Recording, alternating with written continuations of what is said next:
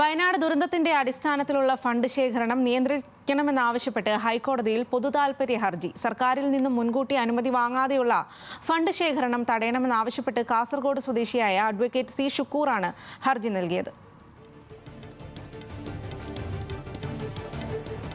വിവരങ്ങളുമായി ഷബ്ന സിയാദാണ് ചേരുന്നത്. ഷബ്ന, ഈ പലതരത്തിൽ ഈ ഫണ്ട് ശേഖരണം പല രീതിയിൽ നടക്കുന്നുണ്ട്, ആളുകൾ പല രീതിയിൽ അത് സഹായധനമായി നൽകുന്നുമുണ്ട്. ഇതിലാണ് ഒരു നിയന്ത്രണം ഇപ്പോൾ ആവശ്യപ്പെട്ടിരിക്കുന്നത്. എന്തെല്ലാം കാര്യങ്ങളാണ് ഇതിൽ ഈ ഒരു ഹർജിക്കാരന്റെ ആവശ്യം?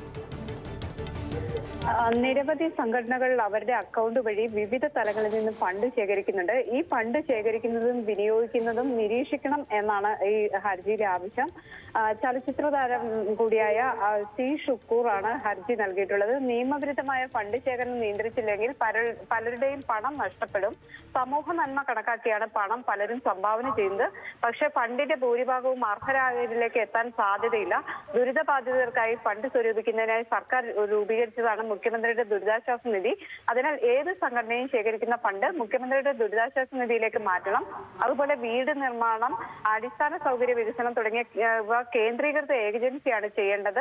അല്ലാതെ മറ്റ് സംഘടനകളോ രാഷ്ട്രീയമോ മതപരമായ സംഘടനകൾ അവരുടെ ലേബലിൽ വീട് വെച്ച് നൽകിയാൽ കൃത്യമായ ഇരകളിലേക്ക് എല്ലാ ഇരകളിലേക്കും എത്തില്ല എന്നാണ് ഹർജിയിൽ പറയുന്നത്. അതുകൊണ്ട് സർക്കാർ ഈ ഫണ്ട് ശേഖരണം നിയന്ത്രിക്കണം. പൊതുജനങ്ങളിൽ നിന്ന് ഫണ്ട് ശേഖരിക്കുന്ന സ്ഥാപനത്തിന്റെ വ്യക്തിയുടെ സ്വഭാവത്തെക്കുറിച്ച് അന്വേഷണം നടത്താനും അങ്ങനെ ശേഖരിക്കുന്ന പണം അവർ എങ്ങനെ ചെലവഴിക്കുന്നു എന്ന് നിരീക്ഷിക്കാനും സർക്കാർ ബാധ്യസ്ഥമാണ് എന്നും ഹർജിയിൽ പറയുന്നുണ്ട്. ഏതായാലും അടുത്ത ദിവസം തന്നെ ഹർജി ഹൈക്കോടതി പരിഗണിക്കും.